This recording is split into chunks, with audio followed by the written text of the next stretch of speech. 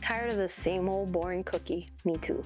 But don't you worry, I've got the perfect cookie recipe that'll be the star of your dessert table. Stick around and I'll teach you how.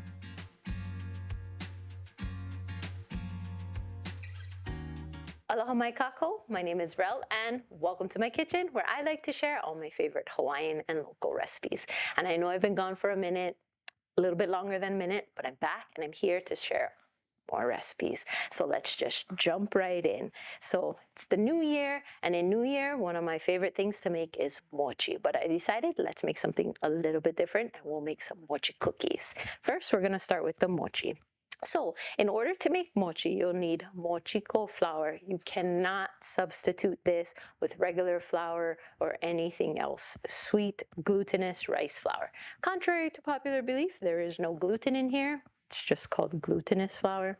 I don't know why, but it is. You need granulated sugar and then some water. Super simple recipe. This one we're going to use the microwave. Now, traditional Japanese mochi is steamed sweet rice and then you pound it to make the mochi. This is kind of like a quick alternative, or like a way you can do it at home, because obviously not everybody has access to that. So this is a great way, and you can make it in the microwave. If you don't like the microwave, you can steam it, that's fine. So it's pretty thin. Now the trick to get it to steam in the microwave is to cover it with plastic wrap. If you don't like plastic wrap, you can use something else, that's fine. But you're gonna place this over the top and you're gonna microwave it in like 30-second intervals to kind of cook the dough. It'll take a couple of times. You're just gonna set this in your microwave, stir it, set it back in the microwave, stir it again. So I'll show you what it looks like. Let's microwave this. All right, I actually did a minute that first one instead of 30 seconds. After that, do it for only 30 seconds. It is hot, so be careful. You'll open the plastic wrap and it still kind of looks liquidy, but you can kind of feel it start to thicken up on the bottom when you run your fork through. So you're just gonna mix it. You can use a whisk, that's fine. Cover it back up, 30 seconds, for real this time, 30 seconds. And then you're gonna do it for a couple more intervals until it's thick and dough-like, not like cookie dough, but it'll be really sticky. I'll show you what it looks like when it's done. All right, after a couple of rounds, that was probably 3, so like 3.5 minutes-ish. Take this off and then it'll be a thick dough like this. It's really, really sticky, and that's how it's supposed to be, don't you worry. So we'll leave that on the side to cool slightly and we'll make the cookie dough. Mochi cookies, you can make whatever type of cookie you like, but I thought let's be traditional and make chocolate chip cookies, because you can't go wrong with chocolate chip cookies, right? So first we're gonna start with the dry mix. You'll need all-purpose flour, a little bit of baking powder, baking soda, and some salt. The baking, Hawaii humidity, see what happens? It gets stuck. Okay, mix that up. This is your dry ingredients. Now for the wet ingredients, I'm gonna use a stand mixer. I love mine. This is a KitchenAid, not sponsored, not an ad, but if you want the same one I have, I'll link it in the description below. It's probably one of the best kitchen tools I've ever got. And actually my mom got me this as a gift, so I'm stoked. You can mix by hand, it's totally fine, or with a hand mixer. We're gonna start with sugar. We got brown sugar and white sugar. We're gonna put that into the mixer. And you're gonna wanna cream it, which means mix it together. This is unsalted butter, softened. If you only have salted butter, then you'll just omit the salt that you added in the dry ingredients. We'll mix this up until everything's well combined.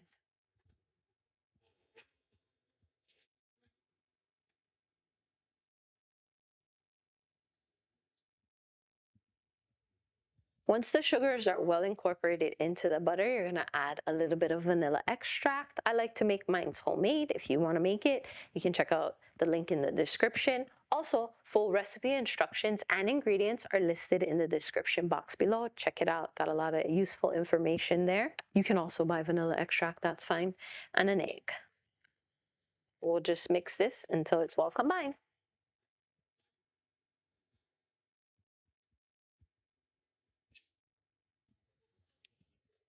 All right, once the wet ingredients are mixed together, you'll add the dry ingredients. Growing up, I loved to help my mom bake in the kitchen. I am definitely much more comfortable baking than I am cooking. I like to follow recipes. I work in the medical field. I'm a nurse practitioner. I feel like we follow steps and ingredients like medications and things like that. So that works well for me. So baking, I love it. It's my thing. You don't want to over mix it because it'll be overly chewy. So just mix until combined.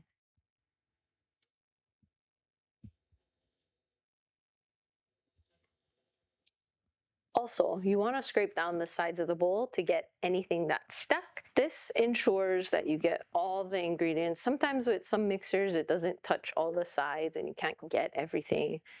If you have that little paddle attachment that has the like spatula scraper on it, it's awesome. Mix down the sides, give it one more mix.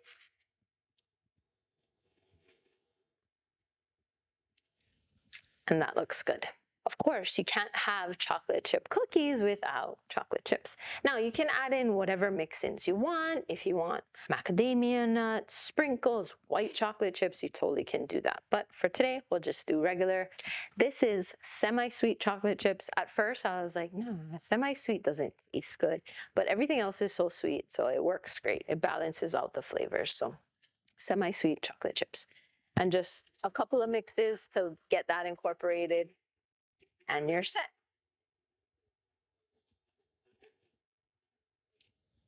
All right, so this is your cookie dough. Looks like this. It's tacky, but doesn't stick to your fingers, okay? Let me clean up, get this set up, and I'll show you how to put it all together for a delicious cookie. All right, cleaned up my space. We're good to go. Let's make some cookies. You'll need a cookie sheet, and I like to put these silicone mats. You can use parchment paper. You can put it straight on here if you want. Totally up to you. So this is how it's going to work. You'll need 2 cookie scoops. You'll need a 50 and a 100, so like a small and a medium. You'll use the bigger size to get a scoop of the chocolate chip dough. And then what you're gonna do is with this dough, you're gonna form like a divot in the middle, kind of. Now, mochi is, like I said, super sticky, so it's still really, yeah, and that's how it should be. You want it to get that pull. So a couple of options. You can dip this into potato starch so it doesn't stick. I just use water, it's fine. So you'll take a scoop of the mochi and you're gonna scoop it right into the middle of the chocolate chip like this. But what you wanna do is get it, it's still a little warm, don't worry. You can touch it and it's not too bad. And you wanna encase it as best you can. And you're just gonna wanna get it in the middle like this. It will spread slightly, so you wanna spread them out. So let me finish up these and I'll come back when we're done. All right, so I got all the cookies rolled out. They make about 21 cookies for this recipe. I usually put 12 on a sheet, so it goes like that. You wanna make sure your oven is preheated to 350 degrees. So we'll set the cookies in and it'll take about 15, 17 minutes. So stick around. All right, and about 15 to 17 minutes later, you've got mochi cookies. Once they've cooled down slightly, you can go ahead and enjoy this delicious cookie filled with yummy mochi, chewy on the inside, a little bit crispy on the outside, super delicious. And you know what this might taste good with? Ice cream. If you love mochi and you want to see other mochi videos, then check out this recipe here. And until next time, ahui ho! Thank you for watching my mommy's video.